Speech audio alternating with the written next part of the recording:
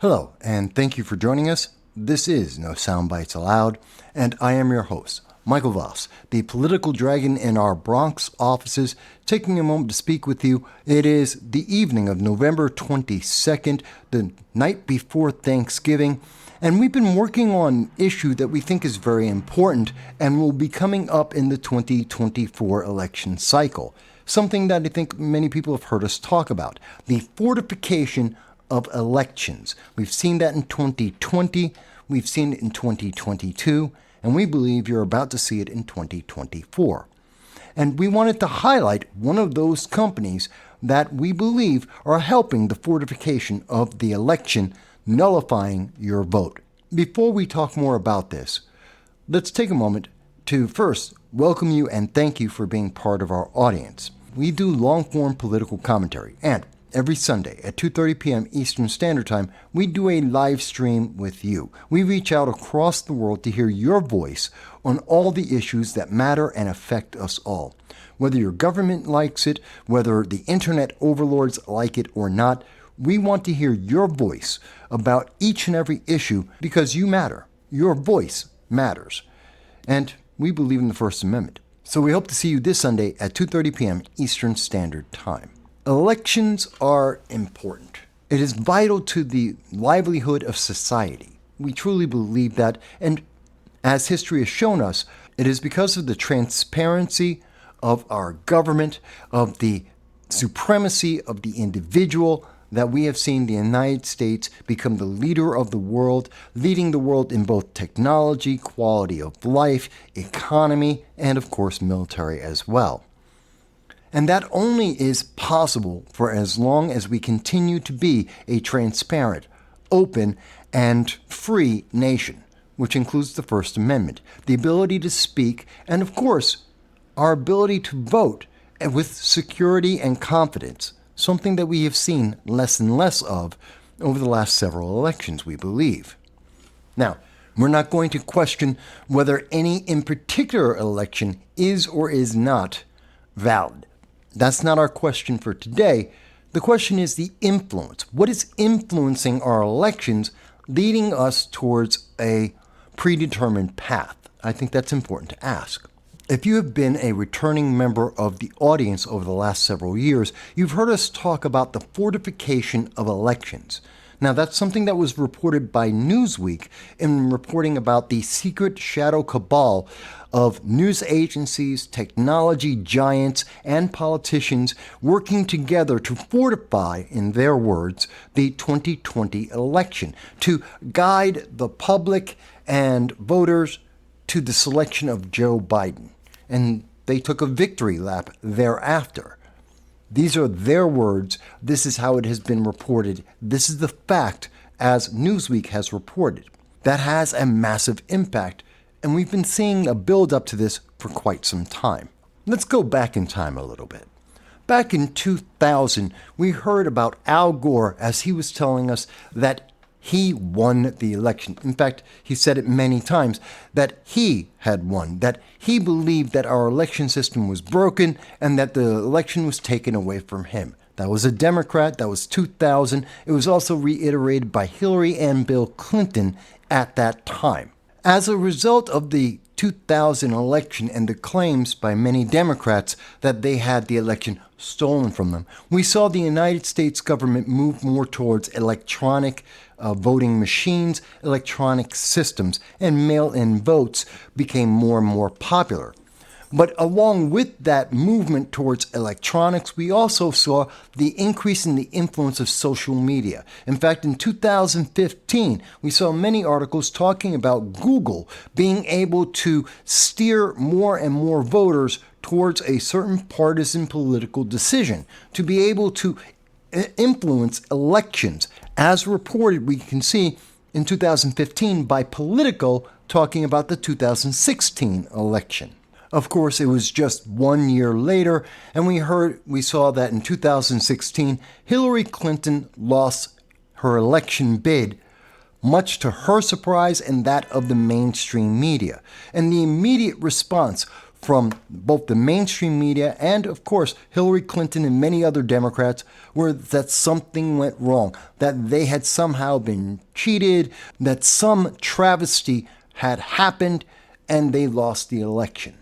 And again, following this election, we saw more changes in laws in terms of mail-in voting and changes to the electronic system. That did not alleviate the problem. In fact, in 2017, 2018, we started hearing about questions of our electronic systems. In fact, University of Michigan alumni were talking about the flaws in our electronic systems and the potential of our election voting systems, our machines, being hacked or hackable.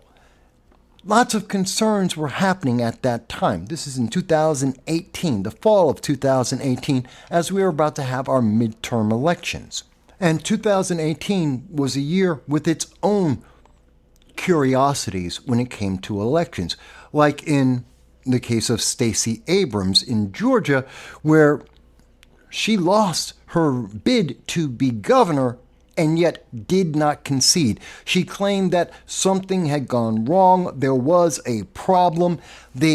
Somehow the system failed and she was denied her ability to become governor. And she never, to this day in 2023, has ever conceded the election, even though all evidence says she lost. Yet she persists in her view. Of course, that brings us to 2023, where we've seen that Mike Lindell had to go to court to be able to speak about election interference, to talk about election irregularities, and to say and to prove that talking about elections and the issues that we have seen since 2000 consistently, as raised by Democrats, that's not something that's unconstitutional. That's not interference. That's not something blocked or prevented by the First Amendment. In fact, the First Amendment free speech would mean that we must have this conversation if we are to believe our elections are secure and transparent and our system is functioning as we would expect. Now, the reason why we've gone through this very brief summary of election history from 2000 to 2023 is because of what we are seeing now in the 2024 election. As we mentioned, in 2020, a cabal of companies, news media, social media, all came together to fortify the 2020 election, in part because of the fears of Democrats and their losses in 2000 and 2016. They wanted to ensure that Joe Biden, their partisan pick, would not lose again. And what we saw is that they were very effective. Since that time, we've gone through 2022, we've gone through many court cases, in fact, even with the Supreme Court, where we have seen a disinformation governance board created by the Biden-Harris administration, soundly, resoundingly denounced by the public and news media, and then disbanded. But yet, the White House has been confirmed able to collude and to work with, directly influence news media companies and social media companies about what is disinformation, what is misinformation, what is allowed and approved as a message for the public to discuss, especially when it pertains to politics and elections. And we see that part of that process is YouTube not only affirming that they work with the White House, but that they will emphasize only approved messages, only approved voices in talking about politics and elections, spending millions of dollars to inject their selected and approved list of media sources for you to gain your information about every politician, election, and issue that faces America and the world. This is important for us to understand. There have been growing questions, not just among Democrats, Republicans, Libertarians. All Americans have serious concerns about our elections and the security of those elections.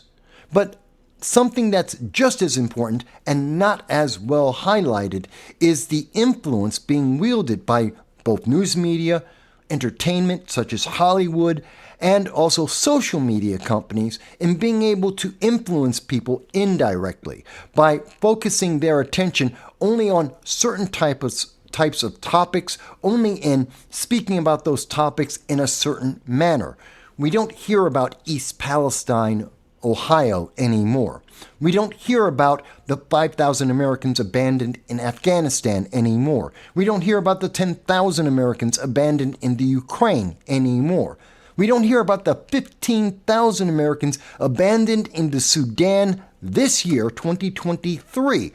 And the American hostages that were taken by Hamas just a month ago, we don't hear about them. In fact, it is almost impossible at this time to find out the exact number of hostages that started off at 22 and now is either 9 or not reported at all. Not that these individuals have been released by Hamas, not that they are no longer being used as human shields or the torture has been stopped.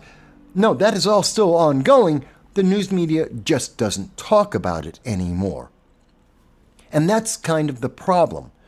How can people make a decision about the effectiveness of any politician, of any elected official, or any candidate if you're not allowed to talk about that individual and their history? Another case in point, RFK Jr., as we have recently been at some of his events, where we know Reuters and the mainstream media were invited to an event in New York City, and no one showed up except Reuters and our channel and a couple of other social media outlets. But there has been essentially a news media blackout on RFK Jr., a credible independent running for the presidency. This is the silent, unspoken problem about fortifying elections. They fortify known candidates, approved candidates, both on the left and on the right, and every other voice is silenced, it is eliminated, it is obfuscated, and therefore you are denied the choice, the best choice for you. That may be RFK. It may be a libertarian. It may be the Green Party. It may be a Republican, or it may be a Democrat. But you won't have that choice because you're denied the knowledge that they even exist. You are denied the ability to evaluate politicians on the issues they have dealt with. When was the last time anyone heard a question about Kamala Harris and the southern border? That was March 2021 that she was assigned the southern border as her mission statement, as her main focus as vice president. And yet we have over 8 million illegal aliens that have entered America since February of 2021. Yet no one talks about that, although that should be a massive issue for the 2024 election. Even as we see that Eric Adams talking about illegal aliens in New York City has resulted in the FBI investigating him. And therefore, we have to again come back to fortification of elections. And when we say fortification, you could possibly replace that with censorship or suppression or news media blackout, obfuscation. This is a problem. We would even say you might use the word nullification of voters. This is the realm of fortification. This is what happens when we see certain powerful individuals promoting certain approved messages that lead you down one singular path to one singular outcome. And we disagree with that. We think that's a problem. And that's why we wanted to talk about the company called MeidasTouch. MeidasTouch Networks is a troubling company that was involved in the 2020 shadow cabal that fortified the 2020 election. For many Americans, their only knowledge of the MeidasTouch Network will be their YouTube page that promotes them as independent news. In fact, they are verified by YouTube. That's very important to understand. this is one of the approved channels being promoted by YouTube in terms of politics and the 2024 election. They are pushing this channel and its messages directly into a swath, into tens of millions of pages across America. But is MeidasTouch Network actually an independent and neutral source? The answer to that question is no. In fact, no one's really talked about this company, but if you go to their page, as we have, and if you were to look, you'll see that this company 9 years ago had 3 videos talking about a basketball game. Then they had 2 additional videos, one talking about Ted Cruz and one talking about World War II. That was 7 years ago. Then suddenly, 3 years ago, this dead channel, a channel that was dead for 4 years, suddenly came to life on their very first video, gaining over 90,000 views. And it only grew bigger from there. Suddenly we were seeing tens of thousands, hundreds of thousands, millions of views on their videos overnight. Let me be clear. I'm not jealous. I'm glad that anyone can get onto YouTube and to talk about politics, to promote their ideology, their views, and their commentary and be successful. I'm glad they could do so. But when I see a company that is verified, that is being promoted by YouTube to the exclusion of other voices, and other voices are being actively suppressed, if not completely censored, then I have to question, well, who are these people? Where did they come from? Literally, after 4 years of absolute silence and having 7 videos to their name, they suddenly gained a base of over 1.7 million followers. How do you do that overnight? Who does that overnight? If you were to ask the people of MeidasTouch going to their website and looking into the company itself, you would just think that they're a very successful company. 3 brothers came together and decided in 2020 that they wanted to talk about politics, their ideology, and to put that out, that they are independent and pro-democracy. By the way, what does pro-democracy mean? It's a very interesting statement. It's something that we should question. Is that to say that any other channel isn't? That CNN, MSNBC, the New York Times, my channel, Steven Crowder, is everyone else not pro-democracy? What does it truly mean? We don't know. But what we do know is this supposed independent news network created by 3 brothers overnight, literally overnight, gained tens of thousands of subscribers, leading to them gaining millions of subscribers and hundreds of thousands of views in a blink of an eye. But when we look at this carefully, we notice something. We notice something that's very different about the individuals that are involved in MeidasTouch. And we'll go over some of these key figures in just one moment, but doing a little bit more research, looking into MeidasTouch Network just a little bit deeper to find out who is this verified company. If you go to their page on YouTube, they don't explain who they are. If you go to their website, they don't explain where they're located, who they are. They tell you about the 3 brothers that put it together, but they don't go into any real details. One of the reasons why MeidasTouch Networks doesn't want to tell you who they are, where they are located, is because they don't want you to realize they're a PAC, a political action committee. In fact, they are a SuperPAC.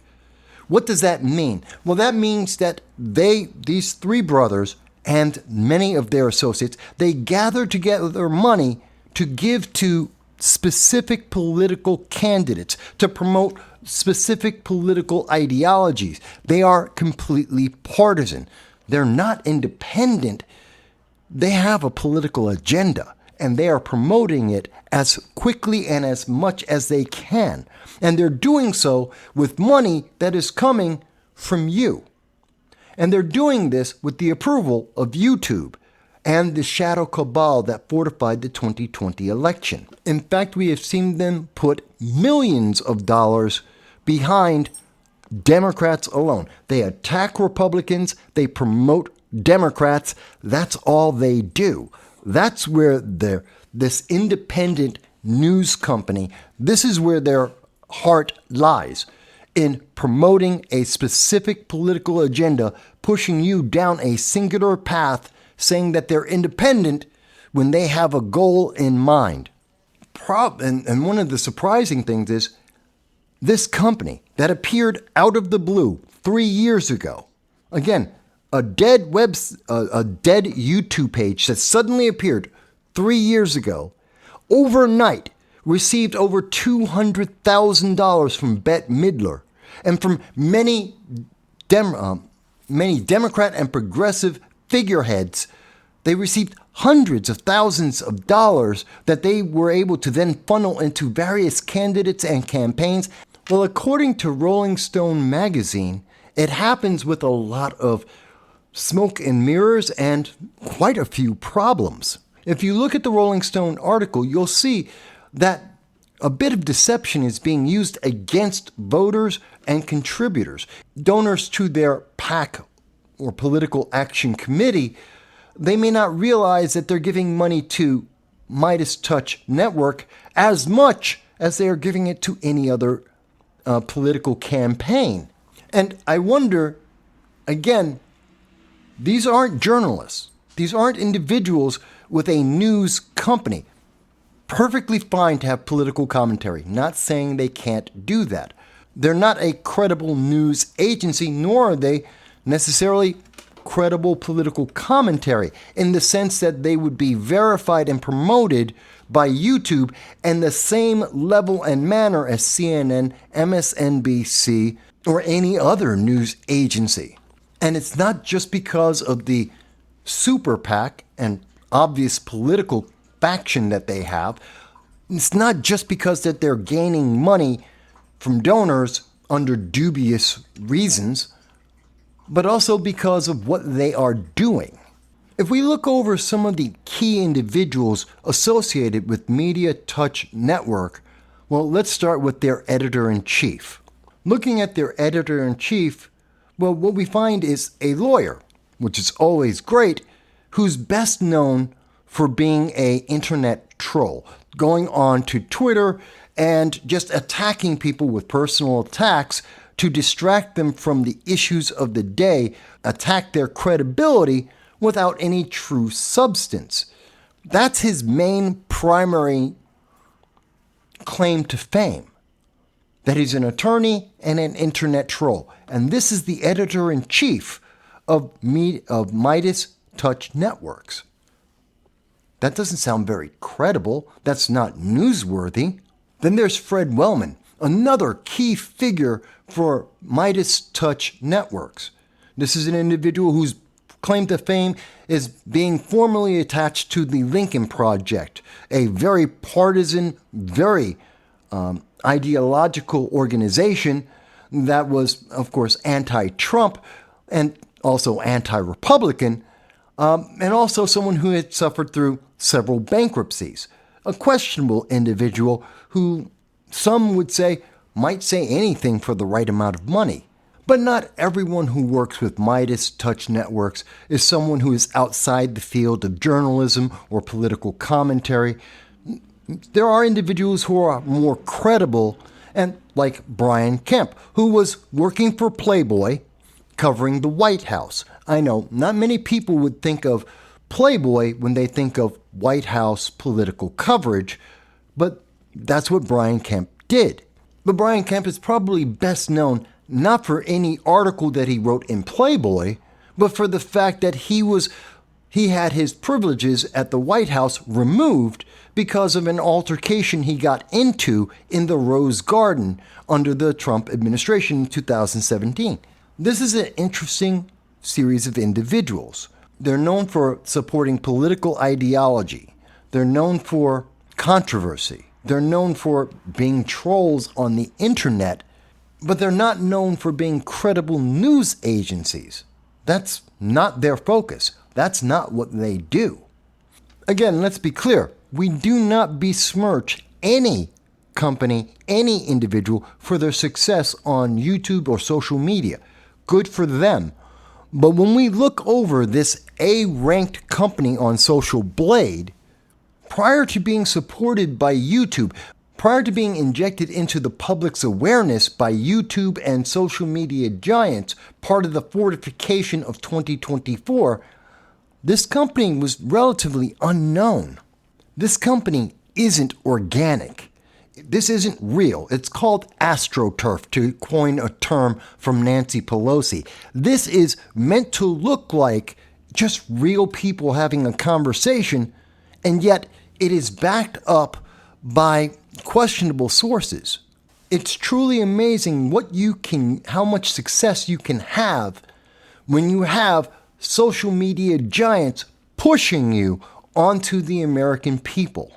This isn't the most in-depth video on MeidasTouch Networks that you'll ever see.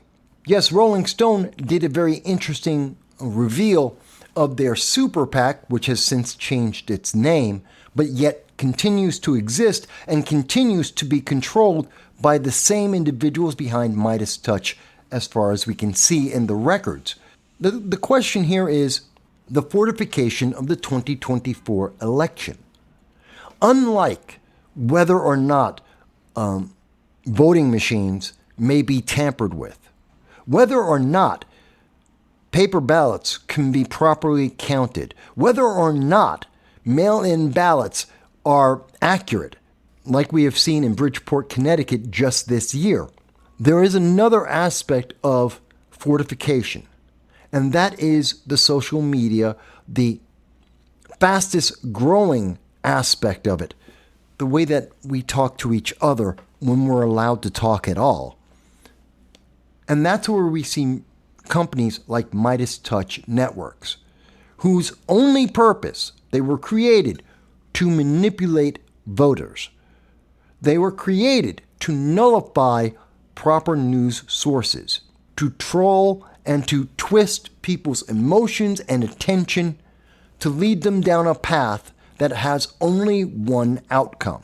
In our review of the channel, in our review of some of their videos, we don't see that Meidas is telling the public that they're a SuperPAC, that they have a very specific political objective. Honestly, our concern isn't that MeidasTouch Networks is progressive, far left, that they have only one objective, to troll and to distract the public. Some might call it misinformation, some might call it disinformation, whatever you would like to call it. Our question isn't that. It's that they are artificially inflated, that they have agendas that they are not telling the public, that they have hidden from the public due to being approved. They're being pushed onto the American people who have no idea what they're getting. YouTube has lent the MeidasTouch Network credibility they didn't earn and likely do not deserve. Perhaps you have no problem looking at videos from a SuperPAC that has a political agenda in mind. Perhaps you have no problem watching videos from a channel that trolls others, that its objective is to troll and attack the character rather than the substance of the issues that affect us every day. But perhaps you would want to know that ahead of time. Maybe you would have a slightly different view if you knew that the approved message being promoted by YouTube and social media isn't honest. Our concern at the end of the day isn't that MeidasTouch Network exists. That's fine. Every company should have its chance to succeed. What we're upset about is the fact that MeidasTouch Networks is deceptive, that they are gaining funds through means that they have not made transparent to the public, that they are a SuperPAC parading as an internet trolling company, that they have success that is completely artificial due to the promotion from social media giants and shadow companies involved in cabals such as in 2020 that fortified elections, which we believe would equal nullifying voters. We think that that kind of transparency is necessary. Yes, MeidasTouch Networks, if you want to be a super PAC, if you want to go out there and troll people for a living, fantastic. If you can make money at it, go right ahead. We only suggest be transparent. Tell people the truth. You're not independent news, and your growth is likely very artificial. This is what we are facing in the 2024 election. It should trouble you. You should have questions about this. Don't accept what you're seeing at face value. Check the sources. Don't believe that just because YouTube or Facebook, Google say this is an approved message, don't believe that it's actually a good message. At least that's what we think. What do you think of MeidasTouch Networks?